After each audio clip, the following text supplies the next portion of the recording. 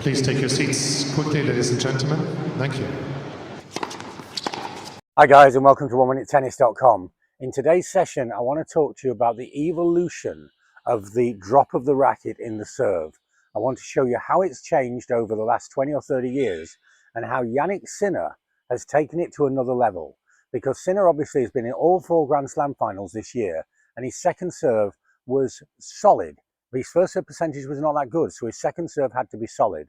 But in the US Open, Carlos Alcaraz found a way of really exploiting that second serve. In the short time between the US Open and the World Tour Finals, he improved his second serve enormously.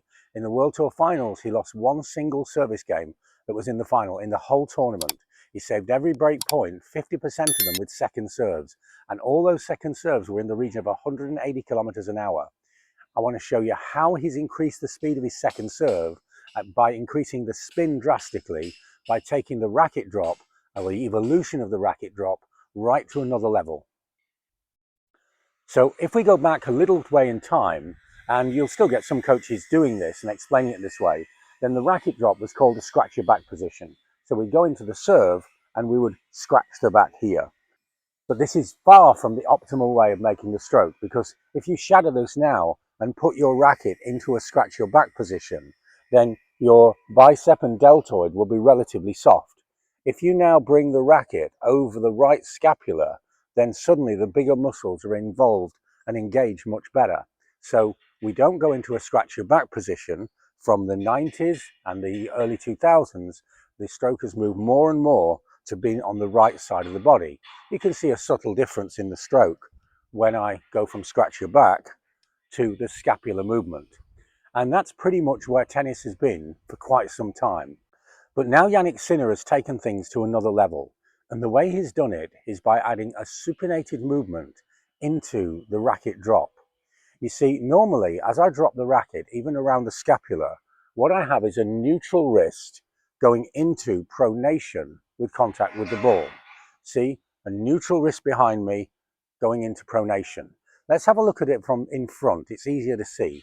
So I've got a neutral wrist to pronation. So the distance between that position there and up to here is limited. Obviously it's longer for Jannik because he's a lot bigger than I am, but it's still a limited motion. Now what he started to do is actually supinate in the racket drop. So he doesn't drop the racket with the racket facing or parallel to the side fence. He's actually turning and opening the racket here. And that means that he has a greater distance. Let me do it from the side here so you can see it more clearly. Neutral to pronation, supination to pronation. From this side here, neutral to pronation, supination to pronation, supination to pronation. Now let's see all 3 different motions within a shadow swing. So scratch your back to swing, and pronation is very unnatural. The pronation where I turn the racket away is very unnatural with the scratch your back position. I have to really make that happen. Now I come to the scapula and I pronate, and now the pronation is much more natural.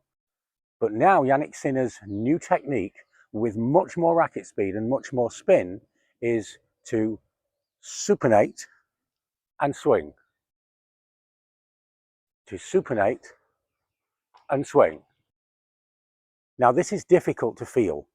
We're not really aware of what the racket head is doing when it's in that fast dynamic position.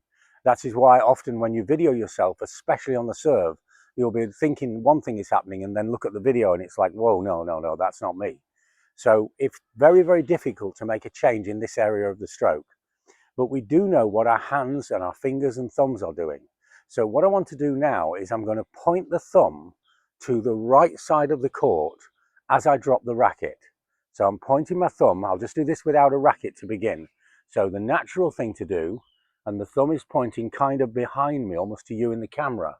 But now I'm going to make the stroke, and I'm going to point the thumb out to the right-hand side.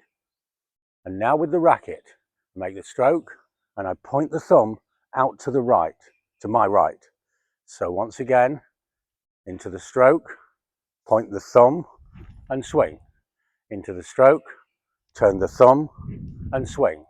And when you do this, this creates much more whip and much easier racket acceleration, and also a better angle of attack to get spin on the ball. And so suddenly the spin is almost natural, and the faster I swing, the more the effect on the ball is emphasized. This is how Jannik was able to hit 180 km/h second serves regularly without committing more double faults. I don't believe that tennis coaches ever really develop new techniques. It's always by the players, always by the athletes. But what we can do is recognize these changes and improvements as early as possible, and then share them and pass them on to players that we're working with as quickly as possible. Make sure that you use the evolutionary change in the service, which I think is as big as the change from the scratch your back.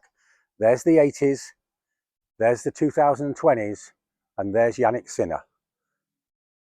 The old style, the fairly recent style, and the best second serve in the world in the last month and in the World Tour Finals. Use this now and it really will make a huge difference to your serve. It takes a little bit of practice. Think about the thumb and you'll have a bigger, better serve. It works on first and second serves, but has a massive impact on the spin of the second serve. I hope you like my ideas on tennis. If you need more help with your game, then look at our books. We have books on every aspect of the game, and they're very, very clearly broken down with the science and also simple aids and simple hacks on how to improve your strokes with very clear illustrations. Or join players in over 40 countries that I'm helping with one-to-one online coaching. It truly is a unique service. It's totally personalized, it's very inexpensive, and it really works. For more information on either of these, check out the website or email me. I'm sure Sinner and his team have worked very hard to make this change, but you don't need to work that hard. Now he's done it, we can see it. Just point the thumb away from the body out to the right and you'll have a bigger, better and more powerful serve, first and second serves.